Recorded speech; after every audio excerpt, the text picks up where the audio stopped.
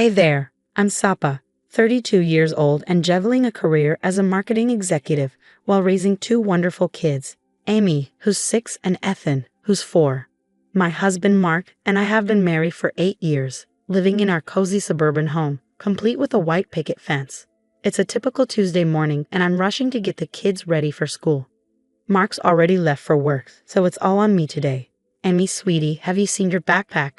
I ask, a little frazzled. Grandma Evelyn put it by the door, Mom, she answers. I sigh. Evelyn, my mother-in-law, means well, but sometimes I feel like she's silently competing with me for the title of best mom. Just then, my phone buzzes. It's a text from my best friend, Lena. Girl, how do you do it all? You're like a supermom. I laugh quietly to myself as I reply, trust me, it's not as perfect as it seems. With that, I hustle the kids into the car and head off to school. Later at work, I'm deeply immersed in developing a new marketing campaign when my coworker, Jake, appears at my cubicle. Hey Sapa, got a minute? I could use your input on this proposal. Jake's new to the team, but he's quickly become someone I can rely on. We chat for a bit about the project, and then he asks, how's the family? I smile. Oh, chaos as usual. That evening, Evelyn drops by with some homemade lasagna. As she sets it on the counter, she casually remarks, I noticed Amy's room was a bit untidy earlier, so I tidied it up for you. I feel a wave of annoyance but manage to smile. Thanks, Evelyn. You really didn't have to. Oh, it's no trouble, she replies with a sweet tone that has an edge to it. I know how busy you are with work and everything. After she leaves, Mark comes home. He gives me a quick peck on the cheek and asks, Mom stopped by. Yeah, she brought dinner. I say, that was nice of her. Maybe we should ask her to watch the kids more often so you can get a break, he suggests. I tense up. I can handle it, Mark. We agreed on how we wanted to raise the kids, I say, feeling defensive. He raises his hands in surrender. Just a suggestion, Sapa. No need to get worked up. As I'm tucking Amy in that night, she looks up at me with big, innocent eyes and asks, Mommy, do you like your job more than us? My heart skips a beat. Of course not, sweetie. Why would you think that? She shrugs, just wondering. I kiss her goodnight, but her question lingers in my mind long after she falls asleep. My life looks perfect on the surface, but I can't shake the feeling that there are cracks forming beneath. The next morning at breakfast, I notice something off. Amy and Ethan are unusually quiet, pushing their cereal around. What's up, kiddos? You're awfully quiet this morning, I ask. Amy mumbles, nothing. Are you sure? Did you have fun with Grandma Evelyn yesterday? I press. Ethan chimes in. Grandma said you don't like spending time with us. My heart sinks. What? That's not true at all. Why would she say that? I ask, stunned. Amy looks at me with wide eyes. Then why are you always working? Later, I confront Mark. Did you hear what your mom told the kids? She's making them think I don't want to spend time with them. Mark rolls his eyes. Come on, Sapa. You're blowing this out of proportion. Mom's just trying to help, he says dismissively. Frustrated, I call Lena. Girl, that's messed up, she says, clearly shocked. Your mother-in-law is playing mind games with you. I know, I reply, feeling torn, but Mark won't listen. Lena's voice is firm. Maybe you should install some cameras and catch her in the act. I hesitate. Isn't that a bit extreme? Trust your gut, Sapa. Something isn't right here, she insists. At work, I confide in Jake during lunch. Well, that's intense, he says, wide-eyed. What are you going to do? I sigh. I honestly don't know. I feel like I'm going crazy. Jake shakes his head. You're not crazy. Your instincts are telling you something for a reason. Taking Lena's advice, I discreetly install a few nanny cams around the house. It feels a little wrong, but I need to know the truth. A few days later, I'm outside when I overhear Evelyn chatting with our neighbor Karen. Poor Mark, Evelyn says. Stuck with a wife who's more concerned with her career than her family. Karen gasps, no. Sapa seems so devoted to her kids. Evelyn sighs dramatically. Appearances can be deceiving, dear. I clench my fists, fighting the urge to confront her right then and there. That evening, as I'm sorting laundry, Mark's phone rings. Mark stepped out onto the patio, but I could still hear bits of his conversation. Yeah, Mom, I know, we'll figure it out. Sapa doesn't suspect anything. My blood ran cold. What were they hiding from me? The next day, Amy came home from school with a drawing. It was our family, but I was drawn standing far away from everyone else. "What's this, sweetie?" I asked, trying to keep my voice steady. "It's us. Grandma said you might go away for work and not come back," she replied. I fought back tears. "That's not true, Amy. I'm not going anywhere." She just shrugged and walked off. I couldn't take it anymore. I needed answers. That night, after the kids were asleep, I opened the nanny cam footage. What I saw made my heart stop. There was Evelyn sitting with my children, her voice low but sharp. "Your mommy works so much because she doesn't want to be with you. But don't worry, I'll always be here." I watched horrified as Evelyn stroked Amy's hair and whispered, "Mommy spends a lot of time with that Jake from work, doesn't she?" My blood boiled. How dare she say something like that? I fast-forwarded, my fingers trembling, and caught another clip of Evelyn with Ethan. "Sweetie, Mommy might go away for a long time. But don't worry, Grandma will always take care of you." I slammed the laptop shut, shaking with rage. I stormed into the bedroom, where Mark was reading. "We need to talk." "Now?" He looked up, startled. "What's wrong?" I shoved the laptop at him. "Watch this. Your mother is poisoning our kids against me." As he watched the footage, his face went pale, not with shock, but with guilt. "You knew," I said, my voice breaking. It wasn't a question. Mark sighed, running his hand through his hair. "Sapa, it's complicated." "Complicated?" I shouted. "Your mother is telling our children that I don't love them." "Look, Mom was just trying to prepare them," he said, standing up, his voice cold. "Prepare them for what?" "For when you leave us for that coworker of yours," he replied, the words hitting like a slap. I stared at him stunned. "What are you talking about? I'm not leaving anyone." Mark scoffed. "Oh, come on, Sapa. I've seen how close you and Jake are. He's a friend and a colleague, nothing more. How could you even think that?" He looked away, because that's what happens. People get close at work, and families fall apart. Suddenly, it clicked.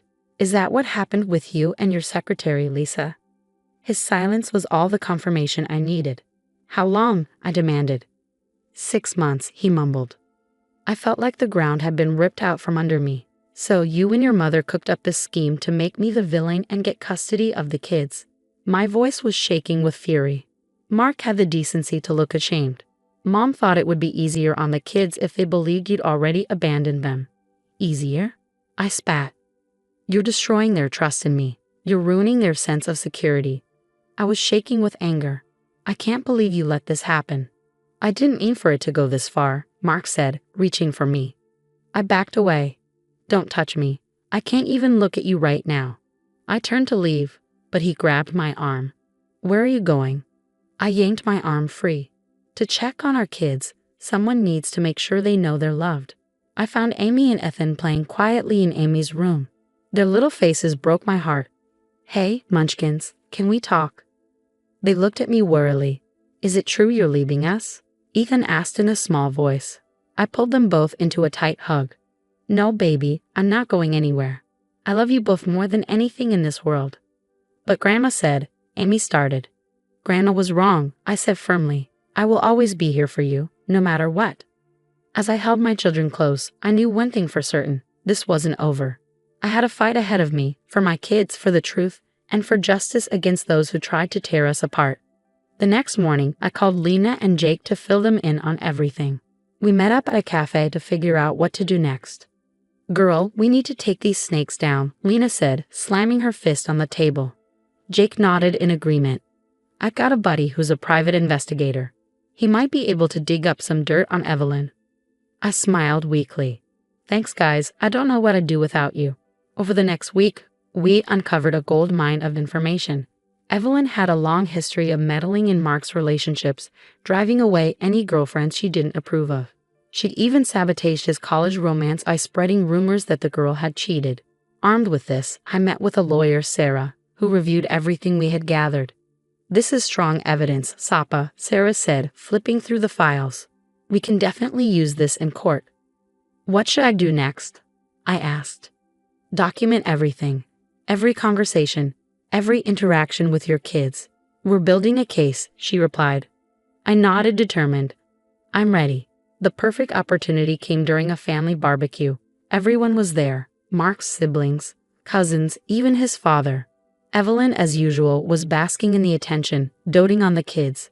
I took a deep breath, bracing myself, and stepped into the center of the gathering. "Everyone, I have something to say," I announced, my voice steady. The chatter stopped, and all eyes turned to me. Evelyn eyed me suspiciously. "For months now, Evelyn has been poisoning my children against me," I said, my voice ringing with clarity. "She's been telling them that I don't love them, that I might abandon them." Gasps and murmurs rippled through the crowd. Evelyn shot up from her seat, her face flushed with anger. "How dare you? I've done nothing but help this family." I pulled out my phone and, with a calmness I didn't feel, played the nanny cam footage. Her own voice, clear as day, filled the air, telling my children lies, manipulating their innocent hearts. The color drained from Evelyn's face. Mark leaped to his feet. "Sapa, stop this. You're embarrassing everyone." I turned to him, my eyes blazing with fury. "Oh, I'm embarrassing you? How about we tell everyone about your affair with Lisa?" The crowd erupted in shock. Mark's father looked like he might collapse from the revelation. "You've been cheating on Sapa," he bellowed. Mark stammered, trying to explain, but I wasn't done. And Evelyn knew. She helped him plan to take the kids away from me. They were going to make me look like the bad one. Evelyn tried to regain control, her voice shaking. "Now everyone, let's calm down. I'm sure we can work this out as a family." Mark's sister stood up, her voice cutting through the chaos. "Work what out? The fact that you've been manipulating everyone for years? I always knew something wasn't right with you." The gathering exploded into chaos. Mark and Evelyn tried to defend themselves, but the evidence was undeniable. One by one, family members came to me, offering support and apologizing for ever doubting me. In the weeks that followed, everything changed. I filed for divorce and fought for full custody. The nanny cam footage was damning in court.